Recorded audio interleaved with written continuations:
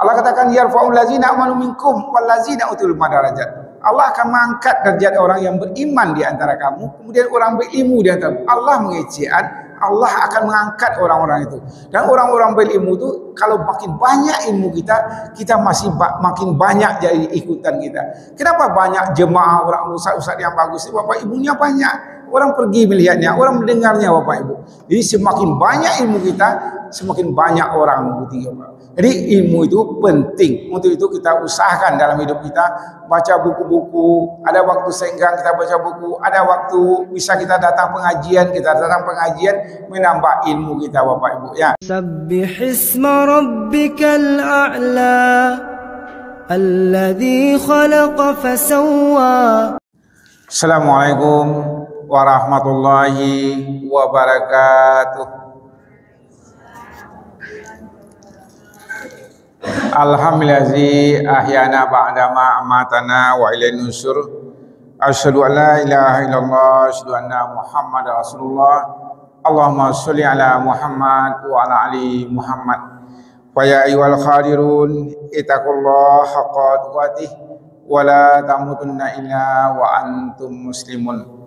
Wa qala Allah ta'ala fil Qur'anil Karim, a'udzu billahi minasyaitonir rajim. Bismillahirrahmanirrahim.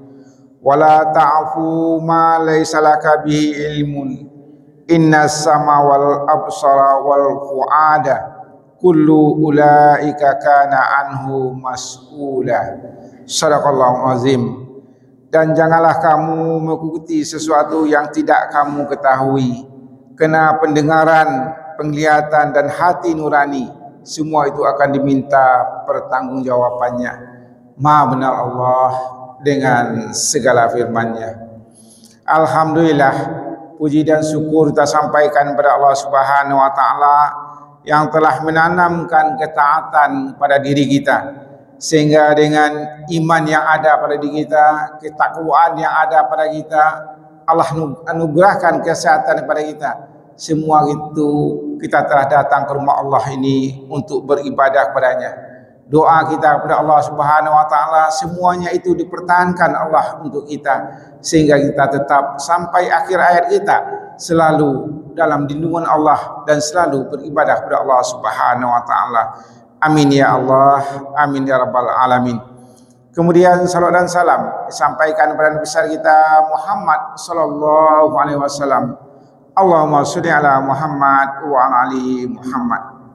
Bapak Ibu jemaah yang dikasihi semuanya, dan insyaallah semua kita dimuliakan oleh Allah Subhanahu wa taala. Pada pagi yang berbahagia ini kita lihat sebentar, yaitu surat Al-Isra, surat 17 ayat 36. Di mana tadi Allah katakan, ya wala tahfu ma laysa laka bi ilmun, dan janganlah kamu mengikuti sesuatu yang tidak kamu ketahui. Dalam ayat ini Bapak Ibu ada beberapa hal mungkin bisa kita ambil pelajaran dalam hidup dan kehidupan kita. Di mana Allah katakan, dan janganlah kamu mengikuti sesuatu yang tidak kamu ketahui, karena pendengaran, penglihatan dan hati nurani semua itu akan diminta pertanggungjawabannya. Pertama Bapak Ibu, apa pelajaran yang kita ambil? Tidak boleh kita mengikuti apalagi melakukan sesuatu yang kita tidak mengetahuinya Bapak Ibu. Artinya apa saja amal-amal pekerjaan Bapak Ibu yang kita tidak ketahui, dan boleh kita mengikutinya dan tidak boleh kita melaksanakannya Bapak Ibu ya. Itu akan mendatangkan kesia-siaan dalam hidup dan kehidupan kita. Bapak Ibu, kalau kesia-siaan itu dalam bahasa agama namanya mudarat. Banyak mudaratnya daripada kebaikan. Mudarat itu sesuatu yang kita kerjakan Bapak Ibu tidak ada hasilnya, tidak ada gunanya, malah akan menimbulkan dosa, malah akan menimbulkan bahaya Bapak Ibu. Kalau kita sesuatu yang tidak kita ketahui, tidak tahu wak karajo itu, ijan pernah wak karajon, tidak ada ilmu awak tentang itu, biar sabar wak dulu, biar orang lain mengarajon, jangan wak karajon. Kalau tidak tahu wak, sebab bagaimana Bapak Ibu akan menghancurkan diri kita, yang merusak diri kita, bahkan bisa merusak orang lain Bapak Ibu. Misalnya begini Bapak Ibu, ada orang yang dia tidak tahu Bapak Ibu tentang listrik, tentang listrik. Dia tahu ya, dia mau saja mengerjakan. Mana masa, mana api tak tahu. Alat dikocoknya tu, akhirnya bisa rumah itu terpanggang Bapak Ibu ya. Dia pun rusak. Dia bisa juga kena sengatan listrik. Kan dia tidak tahu Bapak Ibu. Apa saja yang orang-orang Bapak Ibu kita kalau tidak tahu jangan kita lakukan. Allah yang mengatakan demikian.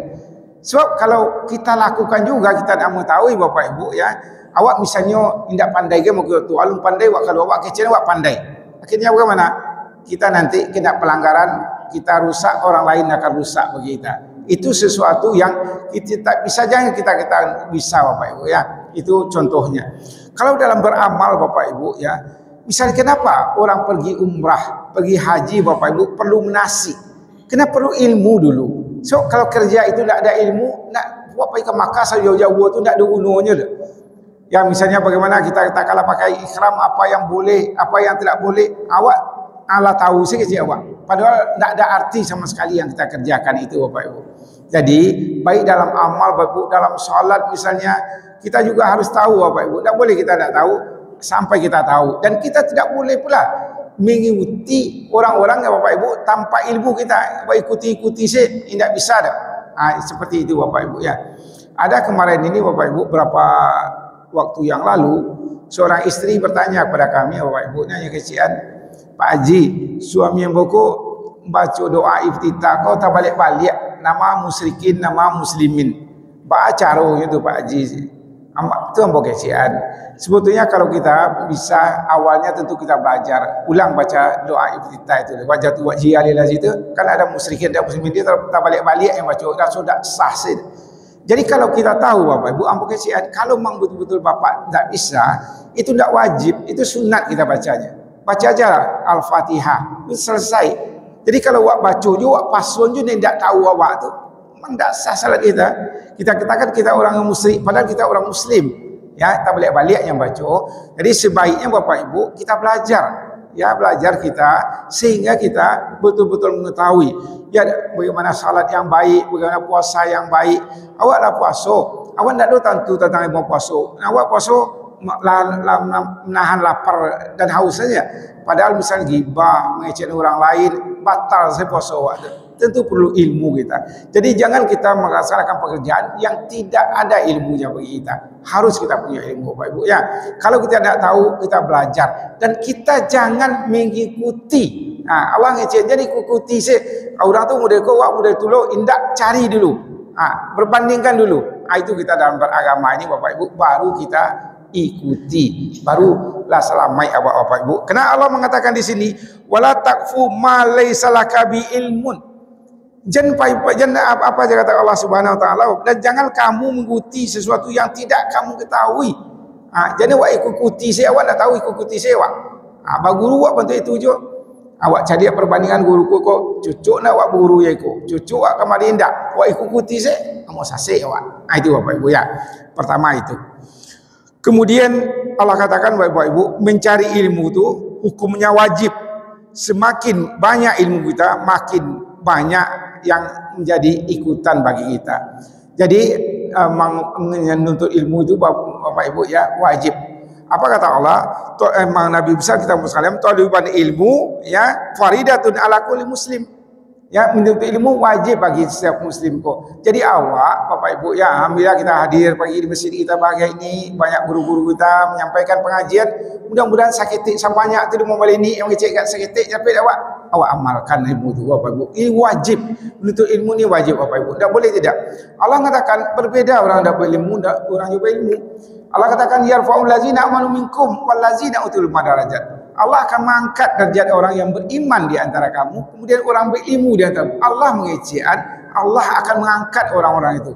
Dan orang-orang berilmu itu kalau makin banyak ilmu kita masih makin banyak jadi ikutan kita. Kenapa banyak jemaah orang ustaz-ustaz yang bagus? Bapak ibunya banyak. Orang pergi melihatnya, orang mendengarnya Bapak Ibu.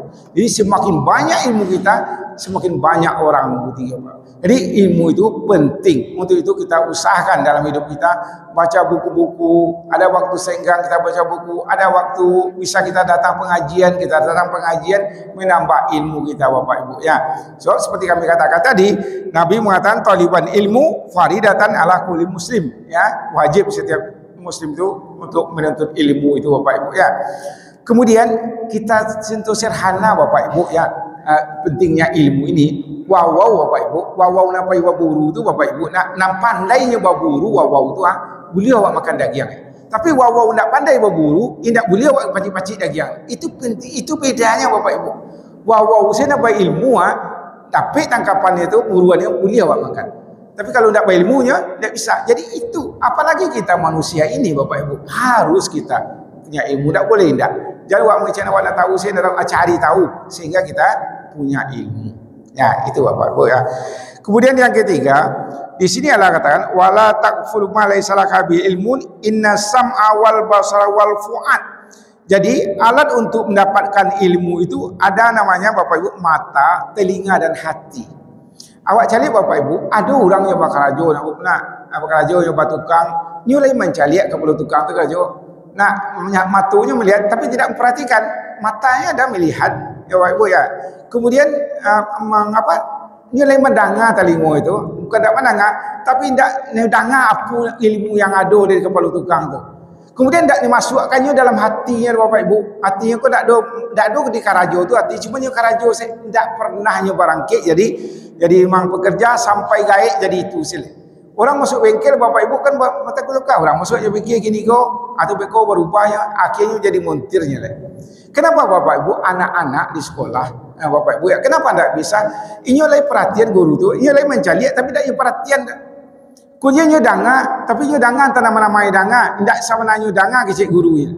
Kemudian tidak dimasuknya dalam hati Bapak Ibu. Kita sekarang ini Bapak Ibu yang mendengar di pengajian kami ini Bapak Ibu, ada hati awak antara kacau tak apa, tidak ada terangah ke awak, mata awak lagi mencari, pendengaran awak tapi hati kau kacau. Jadi itu Allah kecian Bapak Ibu ya, di sini Allah katakan ya. Jelas Allah katakan inna sam'a wal basara wal fu'ad. Jadi mata ya telinga ya, perlu Bapak Ibu hati untuk ilmu itu. Kategori itu penting. Jadi kalau ada seperti kami katakan sederhana sekali Bapak Ibu ya, tukang lawan manganya tidak baru-baru jadi pekerja saya tidak bisa di kepala tukang. Ini oleh mencari ya memang kepala tukang karajo, ini oleh menangan. Kemudian hatinya tidak ada sinan dah. Hatinya nyupai karajo saya. Apa kok tidak ada hatinya sinan? Kenapa anak sekolah tidak berhasil? Tidak ada hatinya dah. Lihat gurunya menarangan, anaknya caliak dah. Nyulai mencaliak tapi tidak memperhatikan. Beda Bapak Ibu, mencaliak yang memperhatikan beda. Mencaliak sekali mencaliak tapi memperhatikan orang itu akan dapat. Kemudian ya, telinganya dia menangah tapi yang lain saya. Hatinya tidak ada di sinan dah. Ini ada dalam kelas, tapi hati itu di luar kelas. Nyu hati ada tampik karajo, tapi nyu ada di tampik karajo, hatinya tidak di sinan. Mana ilmunya kau bertambah. Jadi di sini Allah katakan Bapak Ibu ya, jelas sekali Allah katakan inna sam'a wal basara wal fu'ad. Jadi untuk menemui ilmu itu perlu mata. Cik mata awak perhatian nak karajo kau di bengkel awak perhatian elok-elok karajo kau. Kemudian awak dengar kecik kepala tukang, awak dengar kau kepala bengkel. Sebab tu wak masuk hati wak di karajo tu. Maka berubah kita jadi pekerja mobil kita akhirnya wak jadi montir. Jadi montir wak bisa buka di mana-mana. Kalau wak jadi montir tu banyak rezeki wak jadi berubah hidup kita Bapak Ibu dengan ilmu itu. Jadi ini penting ya, sebab Allah yang mengatakan, bukan kami yang mengatakan. Allah mengatakan untuk ilmu itu perlu telinga, perlu mata, perlu hati. Kita satukan semuanya sehingga kita bisa berubah. Kemudian Bapak Ibu yang keempat, hati ibarat ya penyimpan memori. Jangan rusak hati waktu dengan virus Bapak Ibu ya. Hati kita jangan pernah rusak ya. So kalau hati kau rusak Bapak Ibu, apusan yang dikecil orang tua, anak misalnya kalau rusak hati itu, yang dikecil orang tua tidak mau masuk lah dah. So virus itu sudah ada hatinya. Betul anak-anak dalam kelas Bapak Ibu dalam sekolah ya, kalau hatinya tu dah ada bagus Bapak Ibu, nak bagus hatinya dah, anak ni kecil guru tu nak mau hilangan, nak masuk hatinya. Jadi hati kita ni jaga dengan sebaik-baiknya. So kalau dalam kehidupan kita, apapun yang kita lalui Bapak Ibu, ada masalah kita. Tidak ada masalah. Dimanapun kita berada ada masalah. Apapun baik yang kita kerjakan, apalagi buruk, pasti ada masalah. Untuk itu jaga hati ini Bapak Ibu. Kalau hati kau tidak terjaga Bapak Ibu, memang awak rusak dia, rusak dia, dan kedepannya kita tidak akan bisa apa-apa. Tapi kalau hati ini terjaga dengan sebaik-baiknya, kita aman posisi kita, tidak ada masalah Bapak Ibu ya. Untuk itu jangan pernah hati kita kena virus kedengkian, virus kemarahan, memang apalah macamnya untuk merusak hati ini. Jadi jagalah hati kita dengan sebaik-baiknya. Orang yang menjaga hatinya Bapak Ibu, baik kami menyampaikan kita semuanya, selamat kita, selamat dunia kita dan selamat akhirat kita. Jadi inilah Bapak Ibu ya pengajian kita pada kesempatan subuh yang berbahagia ini, itu berangkat dari surat 17 ayat 36, di mana Allah katakan tadi tidak boleh kita mengikuti apalagi melakukan sesuatu yang kita tidak mengerti, akan mendatangkan mudarat Bapak Ibu ya, akan mendatangkan bahaya. Kalau wak karajojo nak ada ilmu wak tentang itu, wak karajojo wak pasuan se, kalau wak nak faham, akui kita tak faham, belajar kita akan berubah. Kemudian seperti kami kata tadi Bapak Ibu, dalam ibadah ya, sekali lagi Bapak Ibu, kalau ibadah kok you paham wak apa yang wajib Bapak baca dalam salat, apa yang harus sunat-sunatnya, apa yang ragu-ragu, wak tinggal ragu-ragu. Karajon elok sehingga sempurna amal ibadah kita itu. Kemudian ya bagaimana kita perlu pentingnya menuntut ilmu. Kemudian yang ketiga Bapak Ibu, alat untuk ilmu itu ya mata, telinga dan hati. Satukanlah semuanya sehingga kita dapat ilmu. Kemudian yang keempat, jangan rusak hati kita dengan virus-virus apapun namanya. Kalau hati kita terjaga dengan elok, kita akan baik Bapak Ibu. Demikian saja, banyak maaf bila taufiq hidayah. Assalamualaikum warahmatullahi wabarakatuh.